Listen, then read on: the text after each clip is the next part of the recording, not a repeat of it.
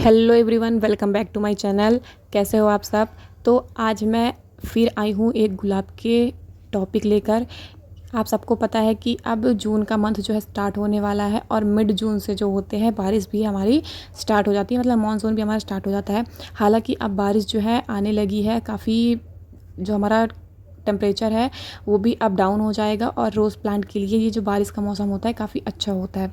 तो इस टाइम क्या होता है, बेसल सूट्स जो होती हैं थोड़ी ज़्यादा निकलती हैं प्लांट्स में। और बेसल सूट से क्या होता है कि जो हमारा प्लांट होता है उसमें ग्रोथ जो है काफ़ी फास्ट हो जाती है और प्लांट जो है काफ़ी घना बनता है, बुशी बनता है और उसमें जो फ्लावरिंग भी होती है वो काफ़ी आप बोलते हैं हद तक बढ़ जाती है।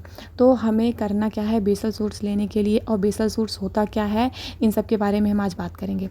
तो हम बात करते हैं बेसल सूट्स होता क्या है। तो आप ये बात जान लीजिए, बेसल सूट यानी जो बेस से सूट निकलता है। अगर हमारे जो हाइब्रिड रोज़ प्लांट होते हैं उसमें ग्राफ्टिंग नोड होता है, ग्राफ्टिंग नोड के ऊपर से डायरेक्ट जो ब्रांच निकलती है उसको बेसल सूट्स कहा जाता है। ग्राफ्टिंग नोड जो होती है उसके साइड से निकल सकती है या फिर उसके ऊपर से निकल सकती है। ग्राफ्टिंग नोड के नीचे से जो ब्रांच निकलती हैं उसको सकर ब्रांचेस करते हैं, उनको हमेशा काट के फेंक देना चाहिए। उससे हमारा प्लांट डेड होता है, उससे हमें कोई फ़ायदा नहीं होता। लेकिन जो ग्राफ्टिंग नोड होता है उसके ऊपर से जो आप बोल सकते सूट्स निकलती हैं वो बेसल सूट्स होती हैं और उसका बहुत फ़ायदा होता है हमारे रोज़ प्लांट में।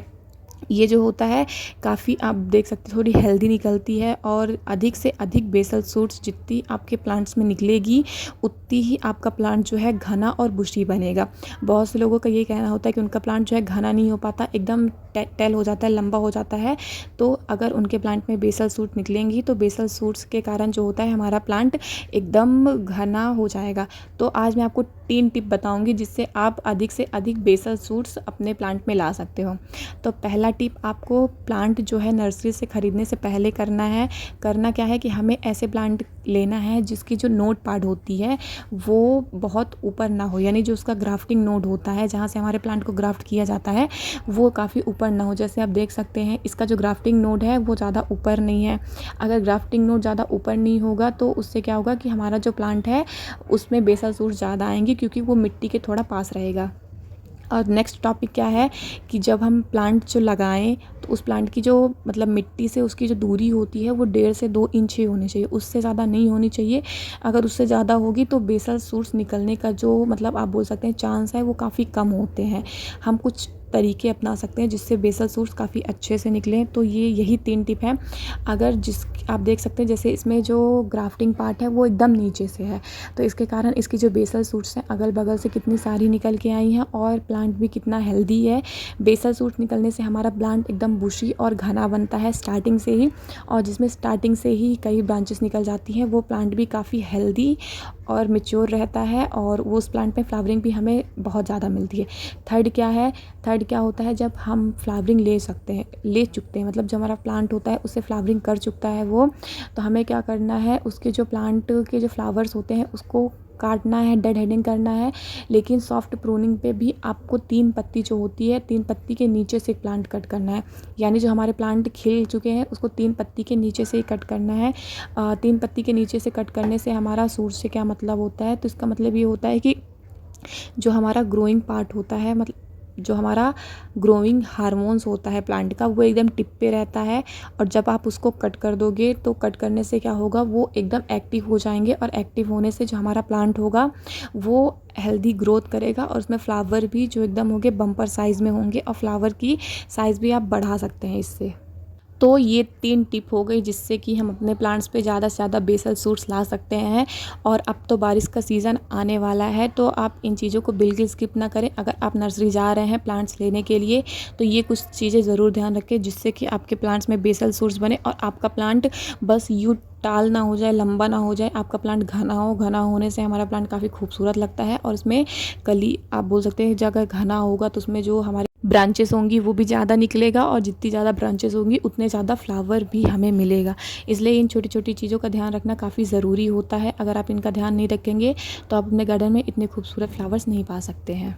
अब बात करें इनके फर्टिलाइज़र की कि इसमें ज़्यादा बेसल सूट्स, तो ये तो निकालने की टिप्स हो गई। अब निकले कैसे, क्योंकि हमारे प्लांट को एनर्जी भी तो चाहिए। अगर प्लांट में हमारे एनर्जी नहीं होगी, प्लांट को फर्टिलाइज़र नहीं मिलेगा, तो कॉमन सी बात है प्लांट हमारा ज़्यादा ग्रोथ नहीं करेगा, बढ़ेगा नहीं। तो हमें इसके लिए सबसे अच्छा जो फर्टिलाइज़र होता है बेसल सूट्स निकालने के लिए, वो सीवीड फर्टिलाइज़र होता है। जो सीवीड हमारा ग्रेन्यूल फॉर्म में भी आता है, लिक्विड फॉर्म में भी आता है। आपको जिस फॉर्म में यूज़ करना है आप उसको लेके आइए और अपने प्लांट्स में ज़रूर दीजिए। इससे क्या होता है कि इसमें जो ब्रांचेस होती हैं वो भी काफ़ी अच्छे से निकल के आती हैं और प्लांट को भी हमारे काफ़ी एनर्जी मिलती है फ्लावरिंग करने के लिए। तो ये तो मैंने बताया कि आप मार्केट से ला के यूज़ कर सकते हैं, लेकिन कुछ लोग ये भी पूछते हैं कि हम घर में कैसे मतलब बना सकते हैं ऐसे फर्टिलाइज़र अपने प्लांट्स के लिए। तो वो भी है, घर में भी हम बना सकते हैं ऐसे सुपर फास्ट खाद हमारे किचन से ही हमें मिल सकती है। जो हमारे किचन वेस्ट होते हैं आप जानते हैं उनका फर्टिलाइज़र्स बनता है, आप उनमें सब यूज़ कर सकते हैं। रोज़ प्लांट में हमारे उसमें फर्टिलाइज़र जो होता है काफ़ी हेल्प मिलती है रोज़ प्लांट को ग्रो होने के लिए, और जो मात्रा होती है हमारे रोज़ प्लांट को चाहिए होता है जो वो सारे हमारे जो किचन वेस्ट से होते हैं, जो हमारे आप बोल सकते हैं किचन के जो इंग्रेडिएंट्स होते हैं उसमें मौजूद होते हैं। तो आज चलिए मैं फर्टिलाइज़र बताती हूँ कि वो फर्टिलाइज़र कौन सा है। तो उसमें कुछ 3-4 प्रकार के फर्टिलाइज़र मैं बताऊँगी, लेकिन उसमें से जो सबसे स्ट्रॉन्ग फर्टिलाइज़र होता है वो होता है एलोवेरा का। एलोवेरा तो हम सबके घर में होता है। ये एक बहुत अच्छा ग्रोथ हार्मोन का भी काम करता है और इससे जो काफ़ी फंगस का भी हमारे प्लांट्स में नहीं लग पाते हैं। तो हमें क्या करना है, ये 3-4 प्रकार के एलोवेरा को हम नॉर्मल जो है इसको पत्ती को धुल के और उसको पीस लेंगे, ग्राइंडर में ग्राइंड कर लेंगे। और उसका क्या करना है, हमें 1 चम्मच जो एलोवेरा होता है, एलोवेरा ग्राइंड करने के बाद 1 चम्मच एलोवेरा को कम से कम 1 लीटर पानी आपको ले लेना है और उसमें घोल देना है और घोलने के बाद अपने प्लांट में है डायरेक्ट डाल देना है।